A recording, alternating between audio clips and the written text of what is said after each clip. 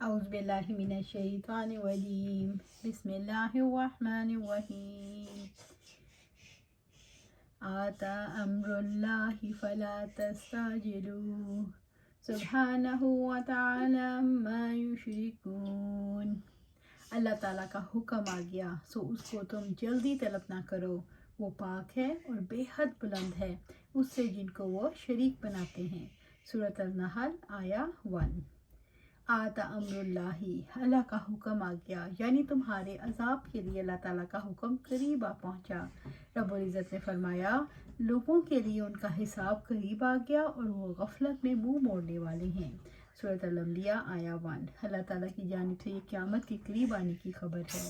فلا تستعجلوہ، سو اس کو تم جلدی طلب نہ کرو۔ آنے والی چیز یعنی قیامت قریب آ لگی، لہذا اس کے آنے کی جلدی نہ مچاؤ۔ اللہ تعالیٰ کا وعدہ ضرور پورا ہوگا اور جس چیز نے آنا ہے وہ قریب ہی ہوتی ہے۔ رب العزت نے فرمایا آپ کہہ دیں کہ میرے اور تمہارے درمیان اللہ تعالیٰ گواہ کافی ہے، وہ جانتا ہے جو کچھ آسمانوں اور زمین میں ہے، اور جو لوگ باطل پر ایمان لائے اور انہوں نے اللہ تعالیٰ کے ساتھ کفر کیا وہی خسارہ اٹھانے والے ہیں، اور آپ سے جلد عذاب مانگتے ہیں، اور اگر ایک مدت مقررہ نہ ہوتی تو ان پر عذاب ضرور آ جاتا، اور یقیناً وہ ان پر اچانک آئے گا حالانکہ وہ شعور بھی نہ رکھتے ہوں گے۔ وہ آپ سے جلدی عذاب مانگتے ہیں اور یقیناً جہنم کافروں کو گھیرنے والی ہے۔ سورۃ العنکبوت آیا 52 سے 54۔ رسول اللہ صلی اللہ علیہ وسلم نے فرمایا اور قیامت اتنے نزدیک پہنچ گئی، اور رسول اللہ صلی اللہ علیہ وسلم نے اپنی دونوں انگلیاں اشارے سے اس کو نزدیک کیا، پھر بتایا اور ان دونوں کو پھیلایا۔ سبحانہ، وہ پاک ہے، اللہ تعالیٰ مشرکوں کے شرک سے پاک ہے، وتعالی عما یشرکون، اور بے حد بلند ہے اس سے جن کو شریک بناتے ہیں۔ اللہ تعالیٰ اس سے بھی پاک ہے کہ اس کی عبادت کے ساتھ غیروں کی عبادت کی جائے۔ اللہ تبارک و تعالیٰ شریک، بیٹے، بیوی اور ہمسر وغیرہ کی نسبت سے بالکل پاک ہے جن کو یہ مشرکین اللہ تعالیٰ کی طرف منسوب کرتے ہیں۔ ينزل الملائکۃ بالروح من امرہ علی من یشاء من عبادہ ان انذروا انہ لا الہ الا انا فاتقون۔ وہ فرشتوں کو اپنے حکم سے وحی کے ساتھ اتارتا ہے اور اپنے بندوں میں سے جس پر چاہتا ہے خبردار کر دو کہ میرے سوا کوئی معبود نہیں، سو مجھ ہی سے ڈرو۔ سورۃ النحل آیا 2۔ ينزل الملائکۃ بالروح من امرہ، اور وہ فرشتوں کو اپنے حکم سے وحی کے ساتھ اتارتا ہے، یعنی وحی کے ساتھ وہ فرشتے نازل کرتا ہے۔ حقیقت یہ ہے کہ وحی ہی زندہ لوگوں کی روح، اور ملائکہ سے مراد جبرائیل علیہ السلام ہے۔ روح بمانی وہ لطیف جو ہر جاندار میں ہے اور جس کی وجہ سے اس جاندار کے اعضاء و جوارح حرکت کرتے ہیں، اور جب یہ روح نکل جاتی ہے تو جاندار بے جان ہو جاتا ہے یا مر جاتا ہے۔ اسی طرح اللہ سبحانہ تعالیٰ نے فرمایا یعنی ہم نے مریم کی طرف اپنی روح یا فرشتہ بھیجا جو ایک تندرست انسان کی شکل بن گیا۔ روح سے مراد عام فرشتہ بھی ہو سکتا ہے اور جبرائیل علیہ السلام بھی، مگر جب روح قدوس یا روح الامین کا لفظ آئے تو اس سے مراد جبرائیل علیہ السلام ہوں گے۔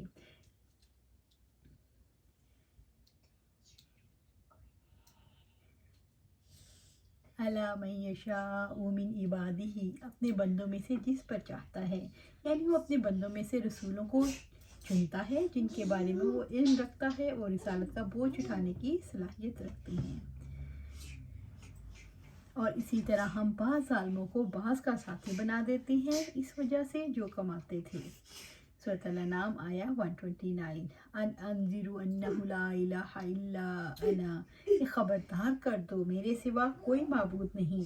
تمام انبیاء اور مرسلین کی دعوت کا لب لباب اور اس کا دار و مدار اللہ تعالیٰ کے اس ارشاد پر ہے، یعنی انہیں اللہ تعالیٰ کی معرفت اور صفات عظمت میں اس کی وحدانیت کے بارے میں ڈر، جو کہ در حقیقت صفات الوہیت میں انہیں اللہ تعالیٰ کی عبادت کی طرف بلاؤ، جس کی خاطر اللہ تعالیٰ نے اپنی کتابیں نازل فرمائیں، اپنے رسول مبعوث فرمائے، تمام شریعت نازل فرمائی۔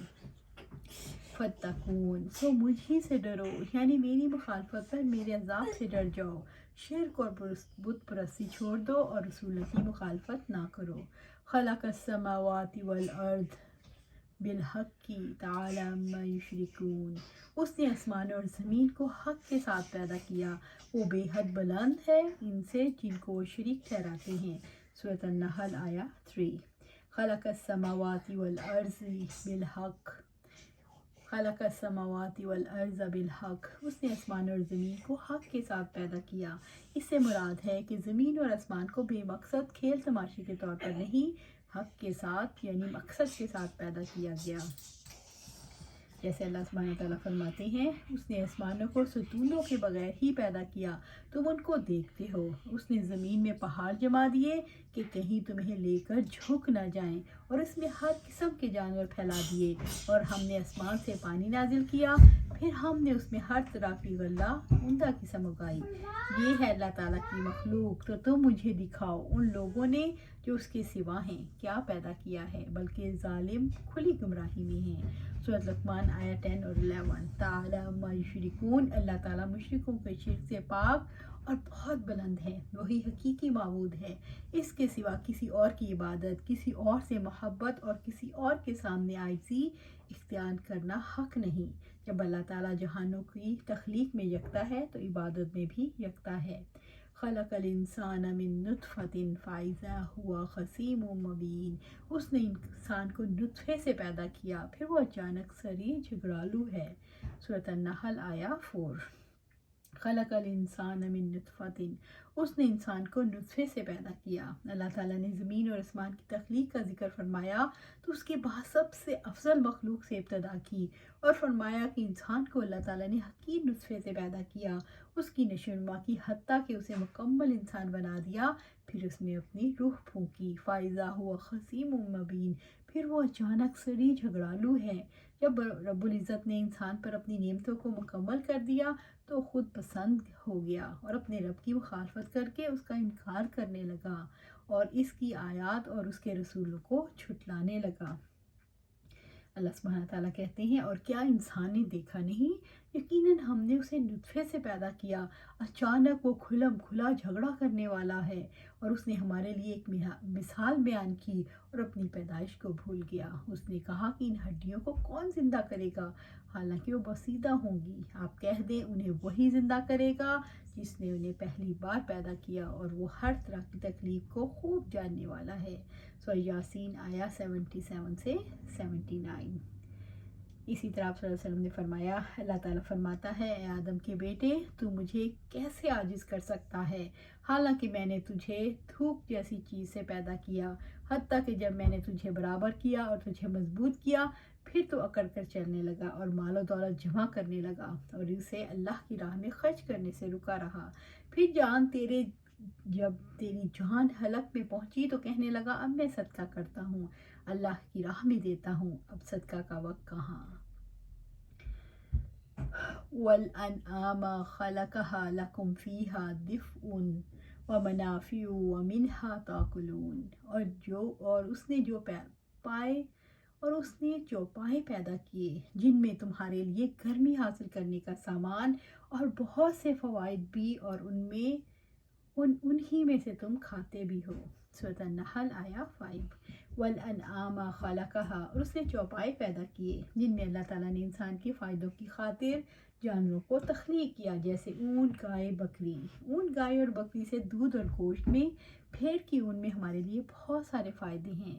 لَكُمْ فِيهَا دِفْءٌ، تمہارے لیے گرمی حاصل کرنے کا سامان ہے۔ دفن سے مراد لباس ہے، یعنی ان جانوروں کی اون سے اور بالوں سے تم اپنے لباس اور بچھونے اور خیمے بناتے ہو۔ وہ منافع اور بہت سے فوائد ہیں، ان کے علاوہ بھی جانوروں میں بہت سے فائدے ہیں۔ اللہ تعالیٰ فرماتے ہیں، اللہ تعالیٰ ہی ہے جس نے تمہارے لیے مویشی بنائے تاکہ ان میں سے کسی پر سواری کرو اور ان میں سے کسی کو تم کھاتے ہو، اور تمہارے لیے ان میں کئی فائدے ہیں تاکہ تم ان کے ذریعے سے اپنی ضرورت تک پہنچو جو تمہارے دلوں میں ہے، اور ان پر بھی، کشتیوں پر بھی تمہیں سوار کیا جاتا ہے، اور اللہ تعالیٰ تمہیں اپنی نشانیاں دکھاتا ہے، تو اللہ تعالیٰ کی کن کن نشانیوں کو تم انکار کرو گے۔ سورۃ المومن آیا 79 سے 81۔ منہا تاکلون، اور انہی میں سے تم کھاتے بھی ہو۔ رب العزت نے فرمایا، اور بلا شبہ تمہارے لیے مویشیوں میں یقیناً بڑی عبرت ہے جو ان کے پیٹ میں ہے، ہم اس میں سے تمہیں پلاتے ہیں اور تمہارے لیے ان میں سے بہت سے دوسرے فائدے بھی ہیں، اور انہی میں سے کچھ تم کھاتے بھی ہو، اور ان پر اور کشتیوں پر تم سوار کیے جاتے ہو۔ سورۃ المومنون آیا 21 اور 22۔ وَلَكُمْ فِيهَا جَمَالٌ حِينَ تُرِيحُونَ وَحِينَ تَسْرَحُونَ، اور ان میں تمہارے لیے جمال ہے جب شام کے وقت تم چرا کر لاتے ہو اور جب صبح کے وقت تم انہیں چرانے لے جاتے ہو۔ سورۃ النحل آیا 6۔ جب جانور شام کو چراگاہ سے واپس آتے ہیں تو ان کی کوکھیں بھری ہوئی ہوتی ہیں، تھن دودھ سے لبریز ہوتے ہیں اور کوہان بلند ہوتی ہے جس سے وہ خوبصورت لگتے ہیں، اور جب صبح چراگاہ میں جاتے ہیں جب بھی خوبصورت معلوم ہوتے ہیں۔ جانوروں کی خوبصورتی کا خود انہیں فائدہ نہیں، ان سے جمال کا انسان فائدہ اٹھاتا ہے، اور جب جانور اچھے لگتے ہیں ان کے بالوں، کھالوں اور اون سے لباس اور فرش اور خیمے بنتے ہیں۔ وَتَحْمِلُوا أَثْقَالَكُمْ إِلَى بَلَدٍ لَمْ تَكُونُوا بَالِغِيهِ إِلَّا بِشِقِّ الْأَنفُسِ إِنَّ رَبَّكُمْ لَرَءُوفٌ رَحِيمٌ، اور وہ تمہارے بوجھ اس شہر تک اٹھا لے جاتے ہیں جہاں تم جانوں کی مشقت کے بغیر کبھی پہنچنے والے نہیں تھے، یقیناً تمہارا رب بہت نرمی کرنے والا، نہایت رحم والا ہے۔ سورۃ النحل آیا 7۔ وَتَحْمِلُوا أَثْقَالَكُمْ إِلَى بَلَدٍ، اور وہ تمہارے بوجھ اس شہر تک اٹھا لے جاتے ہیں، یعنی جانور تمہارے سامان کو ایک جگہ سے دوسری جگہ منتقل کرتے ہیں جہاں تم جانوروں کی مشقت کے بغیر کبھی پہنچنے والے نہیں تھے۔ ایسے ہی مقامات ہیں میں جہاں جانور انسانوں کے بوجھ کو بھی اٹھاتے ہیں اور ان کی مدد کے بغیر انسان کے لیے بہت مشقت ہے۔ إِلَى بَلَدٍ لَمْ تَكُونُوا بَالِغِيهِ إِلَّا بِشِقِّ الْأَنفُسِ، جہاں تم جانوروں کی مشقت کے بغیر کبھی پہنچنے والے نہیں تھے۔ اللہ تعالیٰ نے جانوروں کے بغیر مشقت بھری زندگی کی آزمائشوں کو دور کرنے کے لیے جانور پیدا کیے۔ یہ اللہ تعالیٰ کی رحمت اور مہربانی ہے۔ اللہ تعالیٰ نے جانوروں کو انسان کا مطیع بنا دیا، ان کی سواری، ان پر بوجھ لانے کو انسان کے نفع مند بنا دیا۔ رب العزت نے فرمایا، اور کیا انہوں نے دیکھا نہیں، کیا انہوں نے نہیں دیکھا کہ یقیناً ہم نے ان کے لیے مویشی پیدا کیے اس میں سے جسے ہمارے ہاتھوں نے بنایا، پھر وہ ان کے مالک ہیں، اور ہم نے انہیں ان کے تابع بنا دیا، سو ان میں سے کچھ ان کی سواریاں ہیں اور ان میں سے کچھ کو وہ کھاتے ہیں۔ سورہ یاسین آیا 71 اور 72۔ إِنَّ رَبَّكُمْ لَرَءُوفٌ رَحِيمٌ، یقیناً تمہارا رب بہت نرمی کرنے والا، نہایت رحم والا ہے۔ اللہ تعالیٰ نے ہماری ضرورت کو پورا کرنے کے لیے جانوروں کو مسخر کر دیا، اس کے لیے مستحق ہے کہ اس کی حمد و ثنا کی جائے اور سواری پر سوار ہوتے ہوئے دعا کی جائے، سبحان الذی سخر لنا ھذا وما كنا له مقرنین وإنا إلی ربنا لمنقلبون۔ والخیل والبغال والحمیر لترکبوها وزینہ ویخلق ما لا تعلمون، اور گھوڑے، خچر اور گدھے تاکہ تم ان پر سواری کرو، اور زینت کے لیے، اور پیدا کرے گا جو تم نہیں جانتے۔ سورۃ النحل آیا 8۔ گھوڑے، خچر اور گدھے تاکہ تم ان پر سواری کرو اور زینت کے لیے۔ اللہ تعالیٰ نے جانور سواری اور زینت کے لیے پیدا کیے، یعنی کبھی تو تم انہیں سواری کی ضرورت کے لیے استعمال کرتے ہو اور کبھی خوبصورتی اور زینت کی خاطر تم انہیں پالتے ہو۔ یہاں ان کو کھانے کا ذکر نہیں کیونکہ خچر، گدھے کا گوشت حرام ہے۔ گھوڑوں کو بھی غالب طور پر کھانے کے لیے استعمال نہیں کیا جاتا، بلکہ اس کے برعکس اس کو کھانے کی غرض سے ذبح کرنے سے منع کیا گیا، اس ڈر سے کہ کہیں ان کی نسل منقطع نہ ہو جائے۔ اللہ تعالیٰ نے جہاں سواری اور زینت کا ذکر فرمایا تو گھوڑوں، خچروں اور گدھوں کا نام لیا، اور جہاں پروردگاری اور جمال کا ذکر فرمایا اور انعام نام کی جمع ہے، کو اس کا اطلاق پرندوں کے علاوہ باقی سب جانوروں پر ہوتا ہے، تاہم اس کا زیادہ تر استعمال اونٹ پر ہوتا ہے۔ صحرا کا جہاز ہے اونٹ۔ آج کے مشینی دور میں بھی جہاں پیٹرول کی گاڑیاں کام نہیں دیتی، یہی صحرائی جہاز کام آتا ہے۔ وَيَخْلُقُ مَا لَا تَعْلَمُونَ، اور پیدا کرے گا جو تم نہیں جانتے۔ نزول قرآن کے بعد بہت سی ایسی چیزیں وجود میں آئیں جن پر انسان بحر و بر اور فضا میں سواری کرتے ہیں اور جنہیں اپنے فوائد اور مصالح کے لیے اپنے کام میں لاتے ہیں۔ اللہ تعالیٰ نے ان کے عیان کے ساتھ ان کا ذکر نہیں کیا، کیونکہ اللہ تعالیٰ نے اپنی کتاب میں صرف ایسی ہی چیزوں کا ذکر فرمایا جن کو اس کے بندے جانتے ہوں یا جن کی نظیر کو وہ جانتے ہوں۔ فیہا من کل فاکہۃ زوجان، ان میں سب میوے دو دو قسم کے ہیں۔ سورۃ الرحمن آیا 52۔ اسی طرح یہاں بھی صرف انہی سواریوں کا ذکر کیا گیا جن سے ہم متعارف ہیں، مثلاً گھوڑے، خچر، گدھے، اونٹ اور بحری جہاز وغیرہ، اور باقی کو اس نے اس قول وَيَخْلُقُ مَا لَا تَعْلَمُونَ میں مجمل رکھا۔ وَعَلَى اللَّهِ قَصْدُ السَّبِيلِ وَمِنْهَا جَائِرٌ وَلَوْ شَاءَ لَهَدَاكُمْ أَجْمَعِينَ، اور سیدھا راستہ اللہ تعالیٰ تک پہنچتا ہے، اور ان میں سے کچھ راستے ٹیڑھے بھی ہیں، اور اگر وہ چاہتا تو ضرور تم سب کو ہدایت دے دیتا۔ سورۃ النحل آیا 9۔ وَعَلَى اللَّهِ قَصْدُ السَّبِيلِ، اور سیدھا راستہ اللہ تعالیٰ تک پہنچتا ہے۔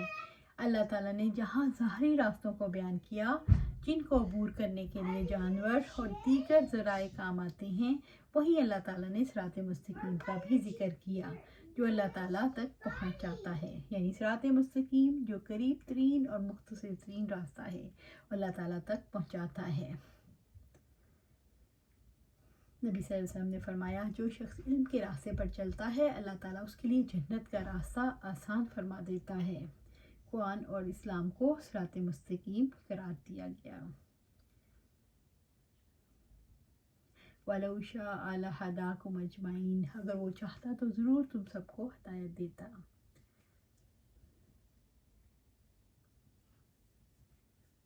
اور اگر آپ کا رب چاہتا تو تمام انسانوں کو یقیناً ایک ہی امت بنا دیتا، اور ہمیشہ اختلاف کرنے والے ہی رہیں گے، مگر جن پر آپ کے رب کا رب رحم کرے، اور اسی لیے اس نے اس کو پیدا کیا، اور تیرے رب کی وہ بات پوری ہوگی کہ جہنم کو جنوں اور انسانوں سب ہی سے ضرور بھروں گا۔ سورہ ہود آیا 118 اور 119۔ وَلَوْ شِئْنَا لَآتَيْنَا كُلَّ نَفْسٍ هُدَاهَا، اور اگر ہم چاہتے تو ہر نفس کو اس کی ہدایت دیتے ہیں، مگر اللہ تعالیٰ بعض کو اپنے فضل و کرم سے ہدایت عطا کرتا ہے، بعض کو اپنی عدل و حکمت کی بنا پر گمراہ کرتا ہے۔ اللہ سبحانہ تعالیٰ سے دعا ہے کہ ہمیں قرآن و سنت پر عمل کرنے کی توفیق عطا فرمائے اور اس پر جمع دے، اور ہمیں صراط مستقیم پر چلنے کی توفیق دے، اور ہمیں اپنے فضل و کرم سے ہدایت کے راستے پر قائم و دائم رکھے اور ہمیں جنت تک لے جائے۔ آمین یا رب العالمین۔